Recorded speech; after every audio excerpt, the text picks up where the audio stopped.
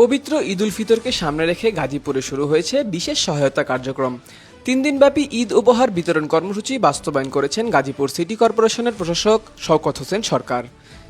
মাননীয় প্রধানমন্ত্রী তারেক রহমানের পক্ষ থেকে এই ঈদ উপহার তুলে দেওয়া হচ্ছে নগরের অসহায় ও নিম্ন আয়ের মানুষের হাতে। ঈদের আনন্দ সবার মাঝে ছড়িয়ে দিতে এই উদ্যোগকে স্বাগত জানিয়েছেন উপকারভোগীরা।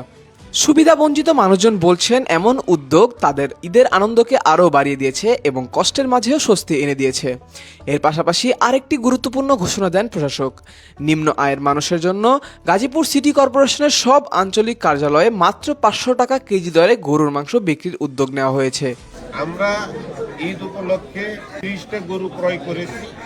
আমরা প্রতিটা জোনে বড় এবং ছোট মিলে কোথাও 4টা কোথাও 3টা এইভাবে আমরা গরু দিছি। ঈদের আগের দিন এই গরু আমাদের প্রতিটা থানার একটি জোন অফিস আছে, ওই জোন অফিসে জবাই করা হবে। সেখানে দুস্থ অসহায় মানুষ যারা আছে তারা এটা 500 টাকা কেজি কিনে নেবে। আমরা 300 টাকা করে আমাদের সিটি কর্পোরেশনের পক্ষ থেকে আমরা ভর্তুকি দিচ্ছি। বাজার মূল্যের বাকি অংশ সিটি কর্পোরেশনের নিজস্ব তহবিল থেকে পরিশোধ করবে, যাতে নিম্ন আয়ের মানুষ সহজেই ঈদের জন্য প্রয়োজনীয় মাংস সংগ্রহ করতে পারেন। প্রশাসক জানান, ঈদের আনন্দ সবার জন্য নিশ্চিত করতেই এই উদ্যোগ নেওয়া হয়েছে এবং ভবিষ্যতেও এই ধরনের জনকল্যাণমূলক কার্যক্রম অব্যাহত থাকবে। সহযোগিতা আর মানবিক উদ্যোগেই গড়ে উঠবে উৎসবের প্রকৃত আনন্দ। গাজীপুরে এই উদ্যোগ সেই বার্তাই ছড়িয়ে দিচ্ছে, ঈদ হোক সবার জন্য।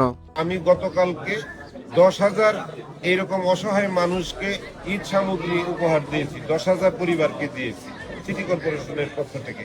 এগুলো আমাদের দলের যিনি চেয়ারম্যান এবং মাননীয় প্রধানমন্ত্রী, ওনার নির্দেশ। ওনার কথা হলো যে জনগণকে ভালো রাখতে গেলে আগে অসহায় যারা মানুষ তাদেরকে আমাদের দেখতে হবে। সেই জন্য তাদের পাশে আপনারা থাকবেন। আমরা সেই জন্য তাদেরকে অগ্রাধিকার ভিত্তিতে যাতে ভালো রাখা যায় সেই দিকটা আমরা বিবেচনায় রাখছি।